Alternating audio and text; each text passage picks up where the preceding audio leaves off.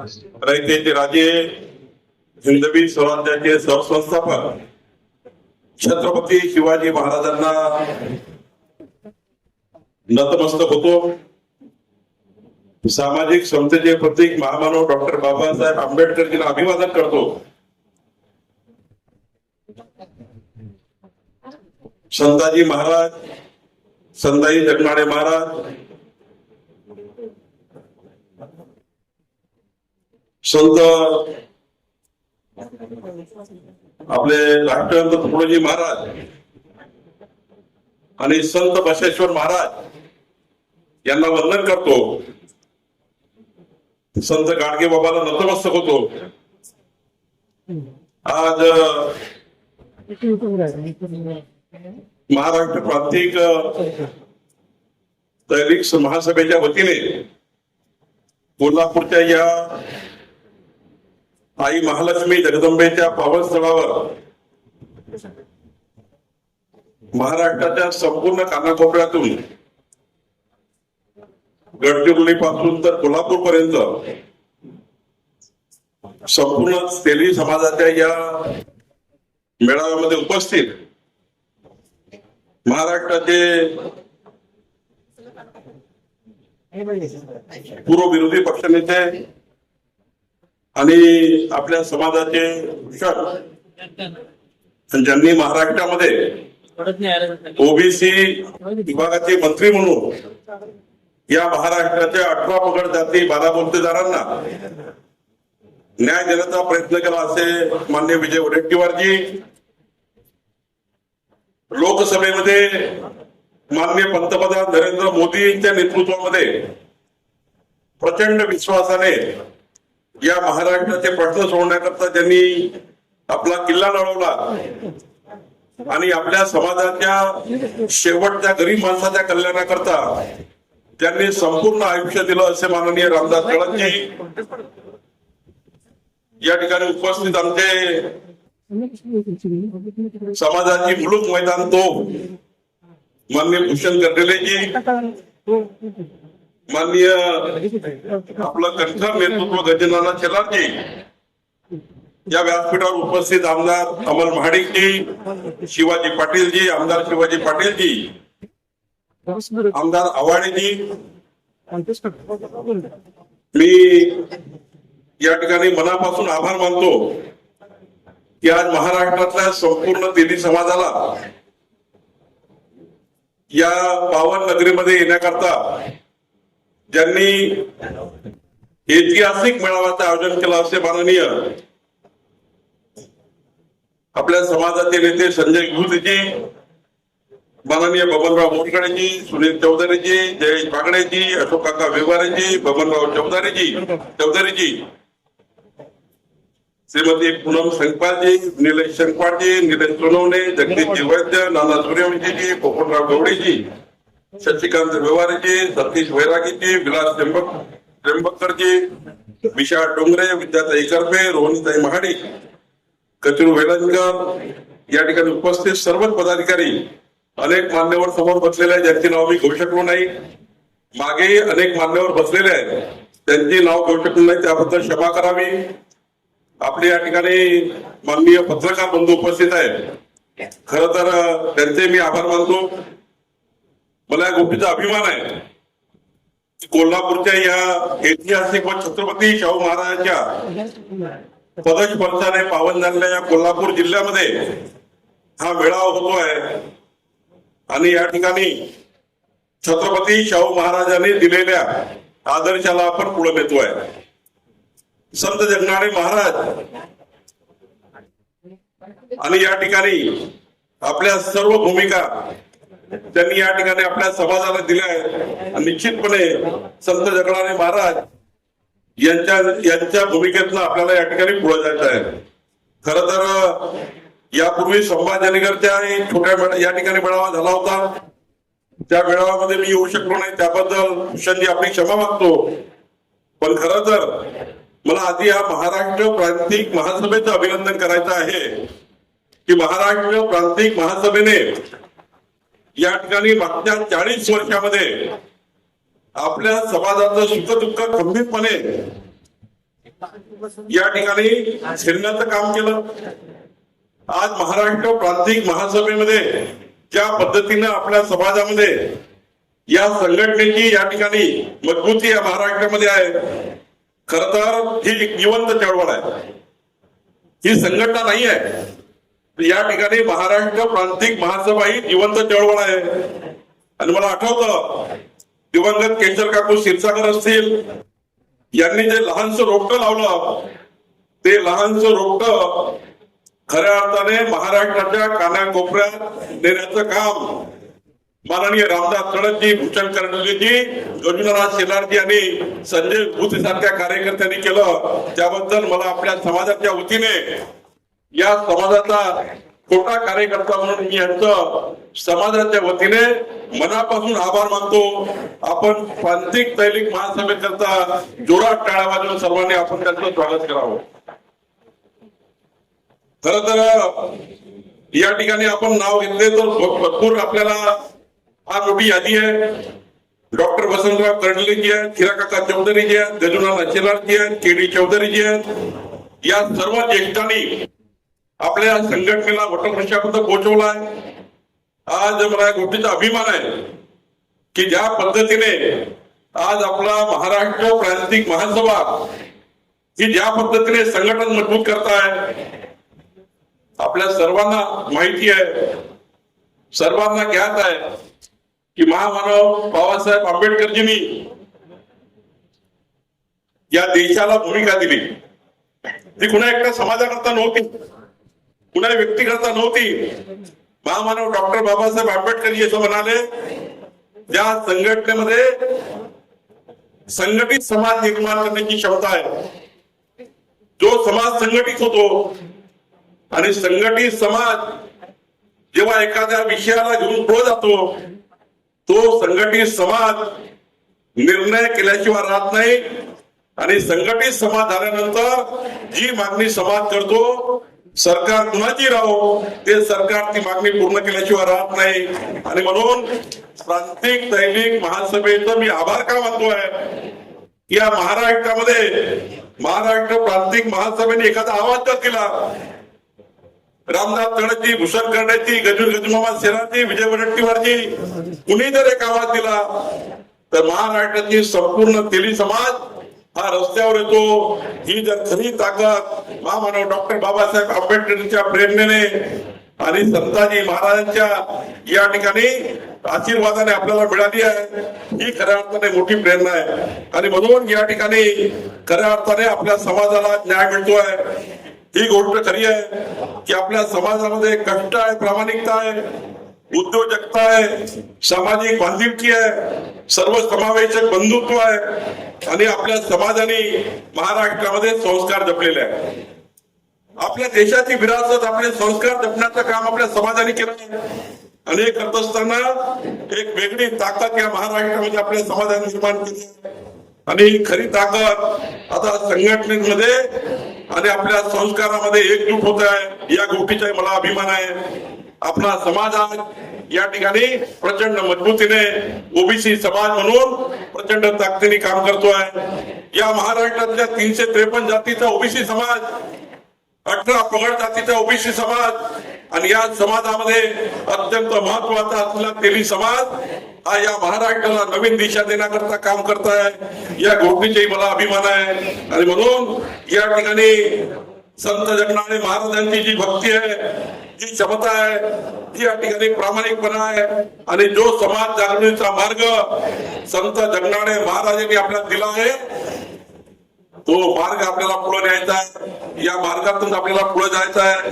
आणि म्हणून या ठिकाणी खऱ्या अर्थाने लिंगायत समाज, आपला समाज बसवेश्वर महाराजांचा, संत बसवेश्वर महाराजांचा या ठिकाणी अंगीकार करून, त्यांच्या प्रेरणेचा अंगीकार करून आपल्याला या ठिकाणी पुढे नेण्याचं काम आपण होते. या ठिकाणी एवढंच सांगेन, आज संताजी महाराजांचा विचार या मेळाव्याच्या माध्यमातून घराघरामध्ये नेण्याचा दिवस आलेला आहे. या ठिकाणी संताजी महाराजांचं उदाहरण माननीय वडेट्टीवारजींनी दिलं, ही गोष्ट खरी आहे. त्या काळातही अनादी काळातही संत जगनाडे महाराज त्यांच्या उच्च शिक्षणाच्या भरोश्यावर त्यांनी गाथा लिहिली आणि या देशाला जगाला दाखवून दिलं की उच्च शिक्षित समाज कुठला असू शकतो, तो तेली समाज राहू शकतो. हे संताजी जगनाडे महाराजांनी या ठिकाणी आपल्याला दिली. आणि म्हणून संत जगनाडे महाराजांची भूमिका स्वीकारायची म्हणजे काय, ती माननीय पंतप्रधान नरेंद्र मोदीजी सांगितली आहे. जोपर्यंत आपला समाज शिक्षित होत नाही, तो आधुनिक काळामध्ये असणारा समाज, प्रत्येक घरातला मुलगा हा खऱ्या अर्थाने आपल्याला मजबूत होत नाही शिक्षणाने, तोपर्यंत समाज हा मजबूत होऊ शकत नाही. तर महामानव डॉक्टर बाबासाहेब आंबेडकरांनी म्हटलं, शिक्षण हे वाघिणीचं दूध आहे. आणि जोपर्यंत शिक्षणाचं वाघिणीचं दूध, शिक्षण रूपी वाघिणीचं दूध आपल्या समाजाचा मुलगा मुलगी शिकत नाही, तोपर्यंत समाज हा जगातला सर्वोत्कृष्ट होऊ शकत नाही. आणि म्हणून माझी हात जोडून विनंती आहे, बाकीचा विषय होते ते मी सांगेल, पण आज माझा पहिली विनंती समाजाला आहे की जर इथलं काही घेऊन जायचं असेल तर संत जगनाडे महाराजांची प्रेरणा घेऊन जायचं आहे. आपल्या सर्वांना, आपल्या मुलांना, आपल्या मुलींना प्रचंड ताकदवान निर्माण करायचं आहे. आर्टिफिशियल इंटेलिजन्सच्या जगामध्ये आपला मुलगा मुलगी टिकली पाहिजे. या ठिकाणी शिक्षण घेऊनच माणसं मोठे होत नाही, तर त्या ठिकाणी मुलांना शिक्षणाकरता, शिक्षण झाल्यावर त्यांना खऱ्या अर्थाने उद्योजक तयार करण्याकरता, व्यवसायिक तयार करण्याकरता मोठी उंची दिली पाहिजे. आज सर्वात मोठी प्रॉपर्टी काय, आपल्या घरात किती गाड्या घोड्या असेल, किती प्रॉपर्टी असेल, 100 एकर जमीन आहे, 200 एकर जमीन आहे, गाडी आहे, मर्सिडीज कार आहे, ही आपली प्रॉपर्टी नाही आहे. आपले मुलं आपली प्रॉपर्टी आहे. आपल्या मुलांना जेवढं मजबूत आपण करू, ते समाजाला मजबूत करतील, कुटुंबाला मजबूत करतील. जेव्हा परिवार मजबूत होईल तर समाज मजबूत होईल, समाज मजबूत झाला तर महाराष्ट्र मजबूत होईल, आणि महाराष्ट्र मजबूत झाला तर माननीय पंतप्रधान नरेंद्र मोदीजींनी दिलेला विकसित भारताचा संकल्प पूर्ण होईल.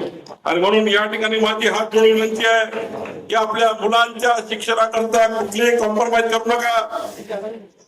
दीपावली, दसरा झाला नाही चालेल, दीपावलीचे फटाके फुटले चालतील, त्याला पैसे नसेल चालेल, पण आमच्या मुलाच्या शिक्षणाकरता एकही रुपया कमी जाऊ देऊ नका. जे काही आहे ती हीच प्रॉपर्टी आहे. जे असलं नसलं या प्रॉपर्टीवर खर्च करा. हीच आपल्या देशाचं भविष्य आहे, हेच आपल्या कुटुंबाचं भविष्य आहे. आणि म्हणून 2047चा भारत म्हणजे काय, 2047चा भारत म्हणजे तेली समाजाचा उच्च शिक्षित मुलगा आणि मुलगी आहे. हाच खरा भारत आहे, हाच खरा संताजी जगनाडे महाराजांची प्रेरणा आहे. आणि त्यामुळे या स्पर्धेच्या जगामध्ये आपल्याला स्पर्धा परीक्षेमध्ये आपल्याला मुलांना समोर न्यावं लागेल, त्याला प्रशासनामध्ये उत्कृष्ट ज्ञान द्यावी लागेल, उद्योग व्यवसायात त्याला आणावं लागेल, तंत्रज्ञानामध्ये, वैद्यकीय शिक्षणामध्ये त्याला पुढे न्यावं लागेल, आणि कायदा संशोधनामध्ये आपल्या विद्यार्थ्यांना मुलांना त्या ठिकाणी प्लॅटफॉर्म द्यावे लागतील. सरकारची जबाबदारी आहे प्लॅटफॉर्म निर्माण करण्याची. उद्याच्या काळामध्ये, मागच्या काळामध्ये विजय वडेट्टीवारजींनी ओबीसी मंत्री म्हणून त्यांनी प्लॅटफॉर्म दिले. आता आमचं सरकार त्या ठिकाणी प्लॅटफॉर्म देईल, तुम्हाला उच्च शिक्षणाकरता सवलत देईल, उद्याच्या फॉरेन मध्ये जाण्याकरता आपल्याला सवलती मिळतील, शिष्यवृत्ती मिळतील. पण त्या लायकीचे जर विद्यार्थी तयार करायचे असेल तर या समाजाच्या मेळाव्याच्या माध्यमातून संत जगनाडे महाराजांनी त्या काळामध्ये संपूर्ण गाथा लिहिली. आपला विद्यार्थी आपल्या जीवनाची गाथा लिहिणारा विद्यार्थी झाला पाहिजे, याकरता या ठिकाणी काम केलं पाहिजे. आणि म्हणून माझी विनंती आपल्या सर्वांना आहे, या ठिकाणून गेल्यानंतर आपल्या या ठिकाणी विद्यार्थ्यांना आपल्या मुला मुलींकडे लक्ष द्या. आपले मुला मुली हे शिक्षणामध्ये मजबूत झालेच पाहिजे, पण संत जगनाडे महाराजांनी दिलेले संस्कार त्यांच्या मनात असले पाहिजे. संस्काराने परिवारात भारत देशाला मजबूत करू शकतो. या देशाची विरासत, या देशाची संस्कृती ही भारताला मजबूत करणारी आहे. पण या देशातला तेली समाजाचा मुलगा मुलगी जर संस्कारमय असेल, त्याला आपल्या पिढ्याचे संस्कार असेल, संताजी महाराजांची शिकवण असेल, या ठिकाणी बसवेश्वर महाराजांची शिकवण असेल, तरच आपला विद्यार्थी संस्कारमय होऊ शकतो. त्यामुळे एकीकडे शिक्षण मजबूत करायचं आहे, दुसरीकडे प्लॅटफॉर्म सरकार देईल, पण या प्लॅटफॉर्मवर आपला विद्यार्थी हा बिघडू नये, त्याला संस्कार असले पाहिजे, आपल्या परिवाराचे आपल्या आईवडिलाचे संस्कार असले पाहिजे. संस्कारमय परिवार निर्माण करणे सुद्धा या तिन्ही समाजाच्या मेळाव्याचा महत्वाची प्रेरणा आहे. आणि त्यामुळे एकीकडे शिक्षण आहे, दुसरीकडे प्रेरणा आहे, तिसरीकडे संस्कार आहे. या संस्काराच्या माध्यमातून आपल्याला आपल्या मुलांना समोर न्यायचं आहे. ही जबाबदारी या ठिकाणी महत्वाची आहे. आणि म्हणून आपल्या महिलांनी या ठिकाणी प्रचंड पुढाकार घ्यायचा आहे. मी या ठिकाणी आपल्या बहिणींचे आभार मानतो. एवढ्या मोठ्या संख्येने या ठिकाणी आमच्या बहिणी आल्या आहेत, ज्यांना घराची संपूर्ण धुरा आहे, ज्यांना आपल्या मुलांना संस्कार द्यायचे आहे, ज्यांना पिढीने संस्कार द्यायचे आहे, येणाऱ्या पिढीला तुम्हाला घडवायचा आहे. आणि म्हणून या प्रेरणेच्या माध्यमातून पुढच्या काळामध्ये विकसित भारत, विकसित महाराष्ट्राचे खरे शिल्पकार तिन्ही समाजाचे परिवार झाले पाहिजे, याची काळजी आपल्याला घ्यायची आहे.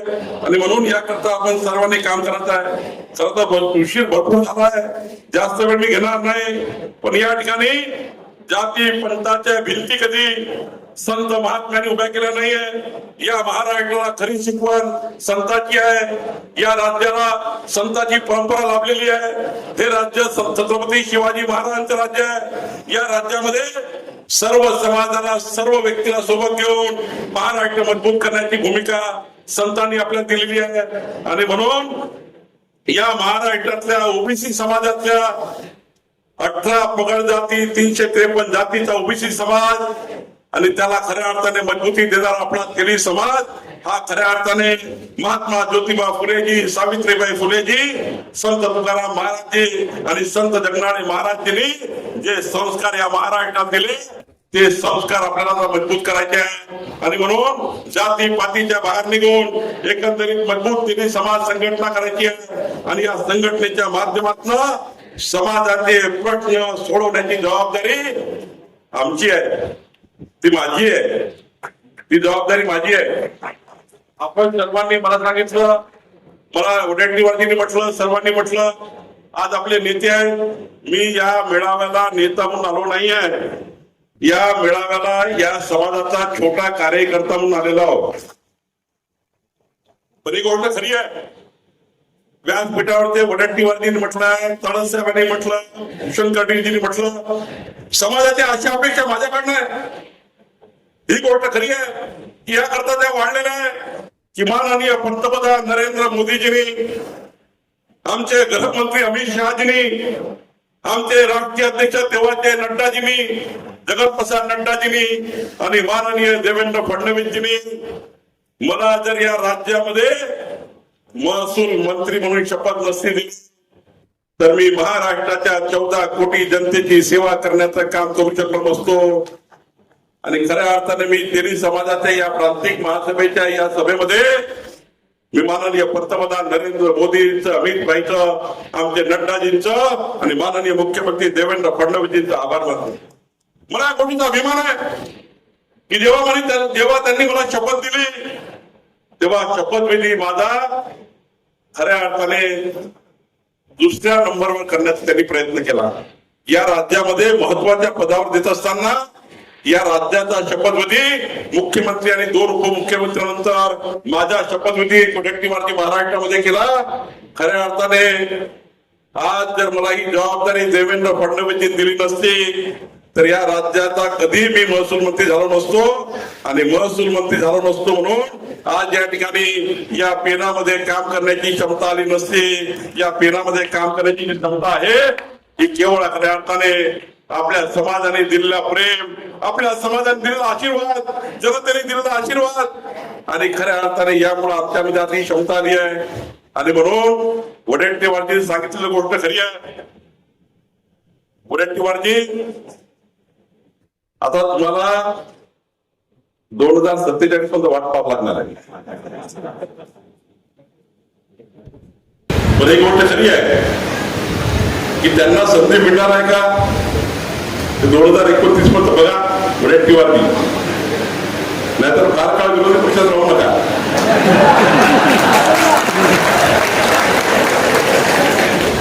तर मी आणि देवेंद्रजी तुमचे फार जवळचे मित्र आहोत, दोघंही घरातले आहोत. खरं तर मला अभिमान आहे. आज जसं देवेंद्रजी माझ्यावर पूर्ण विश्वास टाकतात, मला गोष्टीचा अभिमान आहे.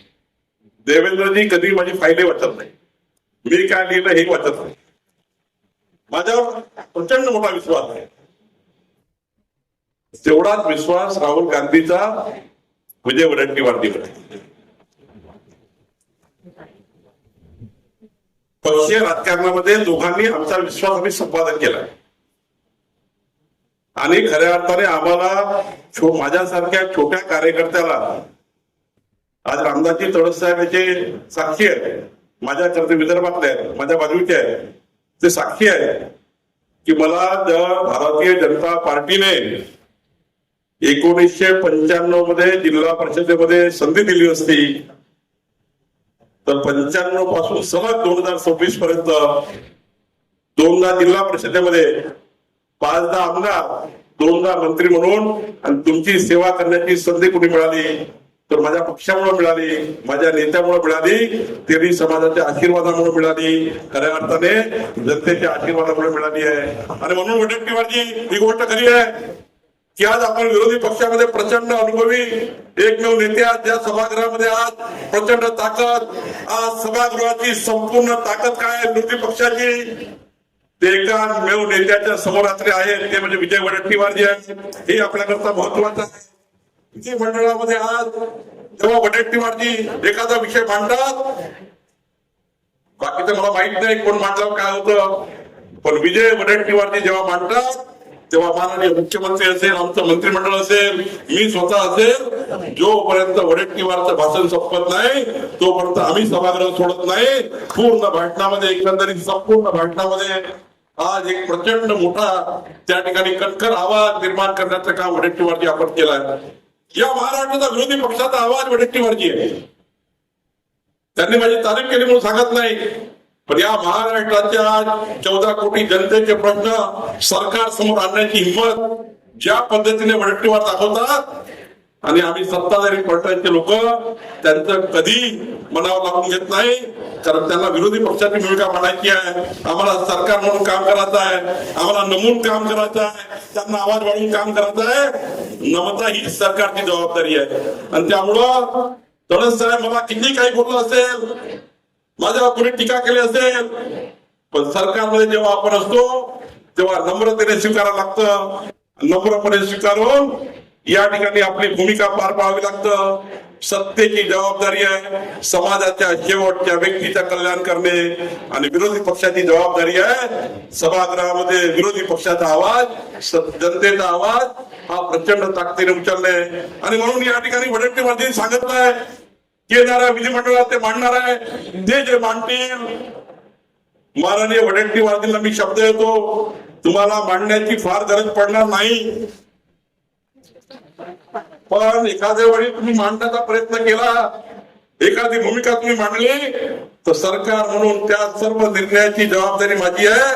कारण सरकार म्हणून माझी जबाबदारी आहे की निर्णयाचं पालन करण्याची, त्या सर्व प्रश्न सोडवण्याची. आणि म्हणून ती जबाबदारी या ठिकाणी मी घेतलेली आहे. याची काळजी करायची फार गरज नाही आहे, कारण राज्याचे मुख्यमंत्री देवेंद्र फडणवीसजी हे 2 महत्वाच्या विषयावर काम करतात आहे. मला या गोष्टीमध्ये मी देवेंद्रजीला ओळखलाय. देवेंद्रजी आतापर्यंत तडस साहेब तुम्ही या ठिकाणी साक्षीदार आहात, गजुनला तुम्ही साक्षीदार आहात, कडलेजी तुम्ही साक्षीदार आहात की देवेंद्रजीकडे गेल्यानंतर कधीही आपल्या समाजाला त्यांनी वापस पाठवलेलं नाही आहे, कधीही त्यांनी वापस पाठवलेलं नाही आहे. मला त्यांनी महसूलमंत्री केलं म्हणून मी सांगत नाही, पण मागच्या 35 वर्षात देवेंद्र फडणवीसजीचा मी मित्र आहे, त्यांच्या लहान भावासारखा काम करतो.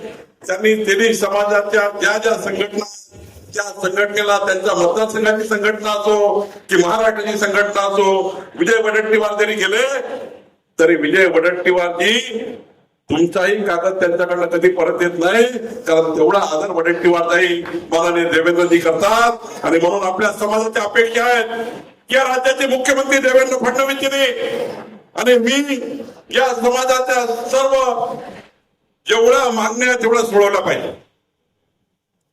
आणि मी तुम्हाला वचन देतो, माझ्या पेनात जेवढी क्षमता आहे तेवढी पूर्ण क्षमता मी वापरेल. आणि माननीय देवेंद्रजीचा पूर्ण साथ घेऊन, देवेंद्रजीची पूर्ण साथ घेऊन निश्चितपणे ज्या 18 समस्या माझ्यासमोर त्या ठिकाणी भूषण खंडलेजी आपण दिल्या, या 18 समस्येची बैठक मी या 15 दिवसामध्ये विजय वडेट्टीवारजी आपण सर्व आधी माझ्या दालनात मी घेईन, जवळपास 50-60% प्रश्न माझ्या दालनात संपेल आणि उर्वरित बैठक संजय विभूतीजी तुमची ही जी या ठिकाणी तळमळ आहे ते आम्ही वाया जाऊ देणार नाही. संजय विभूतीजी तुम्ही केलेले कार्य वाया जाऊ देणार नाही, तुम्ही केलेला एवढं मोठं आयोजन वाया जाणार नाही. तुम्ही या ठिकाणी खऱ्या अर्थाने जे या मेळाव्यामध्ये मला बोलून 18 विषय दिलेले आहेत, या सर्व विषयामध्ये कायदेशीर बाबी पूर्ण करून समाजाला पूर्ण न्याय देण्याची भूमिका मी पार पाडेल. कारण जर मी मंत्री आहे पण आपल्या समाजाचा योग्य वकीलही आहे. दोन्ही बाजू माझ्याकडे, समाजाची बाजू मांडायची, सरकारची बाजू मांडायची. आणि त्यामुळे निश्चितपणे ज्या आशेने ज्या अपेक्षेने सरकारच्या माध्यमातून आपण बघतोय, आपला एखादा व्यक्ती मंत्री असेल, त्या मंत्र्यांनी आपल्याला त्या ठिकाणी मदत केली पाहिजे, त्या मंत्र्यांनी आपल्या समाजाचे दुःख कमी केले पाहिजे, आपल्या समाजाच्या शेवटच्या गरीब माणसाचं कल्याण केलं पाहिजे. हे कल्याण करण्याची जबाबदारी माझी आहे.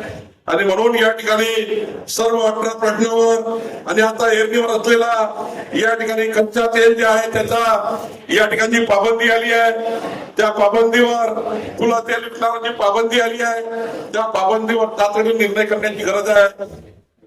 मी निश्चितपणे माननीय मुख्यमंत्र्यांची आजच चर्चा करेल, उद्या कॅबिनेटच्या वेळी चर्चा करेल, गरज पडली तर मुख्यमंत्र्यांकडे जाऊ.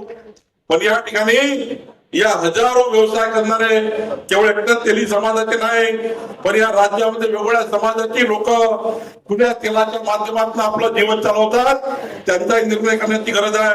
आणि म्हणून त्या ठिकाणी आपण करणार आहे. या ठिकाणी लिंगायत समाजाकरता जागेचे प्रश्न आहेत, स्मशानभूमीचे प्रश्न असतील, या ठिकाणी संत जगनाळे महाराज आर्थिक महामंडळाची भूमिका भूषण खंडलेची, या ठिकाणी स्वतंत्रपणे त्याला दर्जा असला पाहिजे. एवढंच नाही तर मंगलवेढा येथे महात्मा बसवेश्वराचे 100 कोटीचे भव्य स्मारकाची भूमिका आहे, ती त्या ठिकाणी पूर्ण झाली पाहिजे. मुंबईमध्ये 5 एकर जागा, थोडं साहेब चिंता करू नका, जागेचा मंत्री मी आहे. या राज्याच्या सर्व जागेचा, घरांचा, प्रॉपर्टीचा 2 डिपार्टमेंट फार महत्वाचे असतात. अनाधिकारापासून बघा, इंग्रजाचा काळ असो, मोगलाचा काळ असो, 2 डिपार्टमेंट अत्यंत महत्वाचे असतात. तसे सर्व डिपार्टमेंट महत्वाचे आहे. पाटबंधारे खातं महत्वाचं आहे, पीडब्ल्यूडी महत्वाची आहे, ग्रामविकास महत्वाचा आहे, अर्थ खातं महत्वाचं आहे. पण 2 विभाग अत्यंत महत्वाचे असतात. एक विभाग असतो झोपून उठल्यापासून झोपतपर्यंत जनतेच्या जीवाचं रक्षण करण्याची जबाबदारी सरकारची आहे. संविधानात जेव्हा सरकार बनतं ते केंद्रातलं सरकार असो, राज्यातलं सरकार असो, पहिली जबाबदारी सरकारची आहे जनतेच्या जीवाचं रक्षण करणे. जनतेचा जीव वाचला नाही तर त्या सरकारला काही अर्थ नाही. आणि म्हणून जनतेच्या जीवाचं रक्षण करण्याची जबाबदारी पोलिसांची आहे, ती गृह खात्याची आहे. आणि या राज्याच्या जनतेच्या मालमत्तेची जबाबदारी महसूल मंत्री माझी आहे. या राज्याच्या जनतेची मालमत्ता, घरं असतील, प्रॉपर्टी असतील, मालमत्ता असेल, तुमची जमीन असेल, तुमची जायदाद असेल. आज मला बघा तुमच्या कोल्हापूरमध्ये या ठिकाणी भूतेची मी या ठिकाणी मला महसूल मंत्री बनण्याचा या ठिकाणी काय मला अवभाग्य लाभलाय. आई महालक्ष्मीने बघा माझ्याकडे एक मोठं काम कोल्हापूरचं करून घेतलं असेल, भरपूर काम झाले आहेत. 112 निर्णय मी केले आहेत 3 वर्षाच्या काळामध्ये. 112 निर्णयाची तुम्हाला या ठिकाणी परत पाठवणार आहे. पण या कोल्हापूरच्या नगरीमध्ये मला या ठिकाणी अभिमानाने सांगायचं आहे, मागच्या 50 वर्षापासून या कोल्हापूरच्या चंदगडमध्ये 55 गावांना, 55,000 परिवारांना, 12,000 कुटुंबांना, 55,000 जनतेला, 12,000 कुटुंबाला वडेट्टीवारजी त्यांच्या शेतीवर हेरे सरंजाम लावून दिलं. हेरे सरंजाम लागल्यामुळे चंदगडच्या 12,000 कुटुंबाच्या जमीन या त्यांच्या नावाने होत नाही, वक्रेवर होत नाही, त्याला पीक कर्ज मिळत नाही, त्यांना काहीच मिळत नाही. पण मला गोष्टीचा अभिमान आहे, आमचे शिवाजी पाटील त्या ठिकाणी आले, 55 वर्ष वेगवेगळे लोक निवडून आले. प्रत्येकाने सांगितलं आम्ही आलो का हिरे सरंजाम काढू, आम्ही आलो का हिरे सरंजाम काढू, आम्ही आलो का 55 गावाचे 55,000 कुटुंबाचे प्रश्न सोडू. पण मला गोष्टीचा अभिमान आहे की मी महसूल मंत्री झाल्यावर माननीय मुख्यमंत्री देवेंद्र फडणवीसजींनी मला सांगितलं की चंदगडचं हेरे सरंजाम निघालं पाहिजे. आणि आज बघा आपल्या समाजाच्या सर्व कार्यकर्त्याच्या वतीने तुम्ही मला जी ताकद दिली आहे, माननीय मुख्यमंत्री देवेंद्र फडणवीसजींनी मला ताकद दिली आहे. आज मी एका या कारवाईने हेरे सरंजाम शब्द या ठिकाणी आयुष्यभराकरता काढून टाकला आणि 12 गावांना त्या ठिकाणी 55 गावांना 12,000 कुटुंबांना 55,000 जनतेचा प्रश्न एका मिनिटात सुटला. खर तर जनतेच्या मालमत्तेच्या रक्षणाची जबाबदारी ही माझ्याकडे आहे.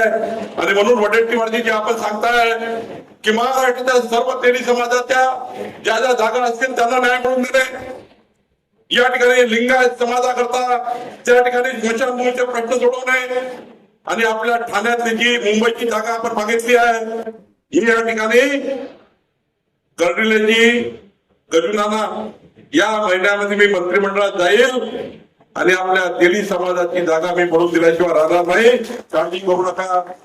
मुंबईमध्ये तेली समाजाचं मोठं भवन झालं पाहिजे. नवा मुंबईमध्ये आपल्या त्या ठिकाणी तेली समाजाचं भवन मुंबईत गेलेलं वसतिगृह झालं पाहिजे. आपल्या मुलांना शिक्षणाकरता गेलेल्या मुलांना भव्य वसतिगृह वाटलं पाहिजे. ही भूमिका त्या ठिकाणी आहे आणि म्हणून ते निर्णय आपण घेणार आहोत. या ठिकाणी पुण्याचा निर्णय आपण सांगितला तोही मी करणार आहे. कोल्हापूरचा संजय विभूते आपण सांगितलं तेही मी करणार आहे.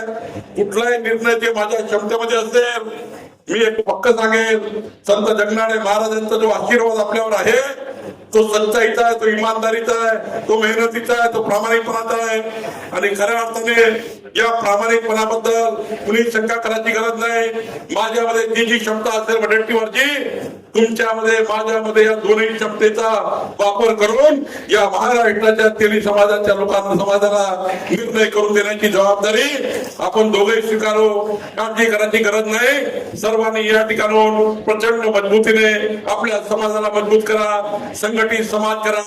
समाजाच्या शेवटच्या गरीब माणसाच्या कल्याणाकरता जो अजूनही त्या ठिकाणी गरीब माणूस आहे, ज्याच्या घरी अजूनही दिवा जळत नाही, शेवटी आपल्याला शिकवण काय, ज्या ठिकाणी लखलखाट आहे त्या ठिकाणी दिवा लावून काय फायदा. चलो जलाए दीप वहा ज्या अभी भी अंधेरा है. अशा ठिकाणी आपल्याला जायचं आहे ज्या ठिकाणी अंधार आहे. आणि म्हणून या मेळाव्याच्या माध्यमातून मी तुम्हाला वचन देतो की जे जे तुम्ही या ठिकाणी माझ्याकरता प्रश्न आणाल त्या प्रश्नाची उकल करून आपल्या समाजाला न्याय देण्याची जबाबदारी माझी आहे. ओबीसी 353 जातीच्या समाजाला सुद्धा या ठिकाणी पुढे नेऊन या महाराष्ट्राचा सर्व समाज आहे, मराठा समाज आहे, शेड्यूल कास्ट आहे, शेड्यूल ट्राईब आहे, सर्व समाजाचे प्रश्न सोडण्याची जबाबदारी सरकारची आहे. पण या मेळाव्याच्या माध्यमातून जे 18 प्रश्न माझे दिले आहेत त्या प्रश्नाला मी निश्चितपणे न्याय देईल एवढंच वचन मी आपल्याला देतो. आणि पुन्हा एकदा संजय विभूतेजी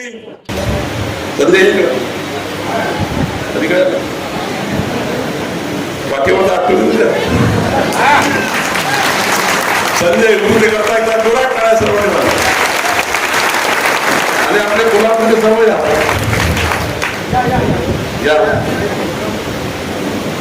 आपले संघटना जरा जय जोरात टाळ्या कार्यकर्त्यांना जोरात.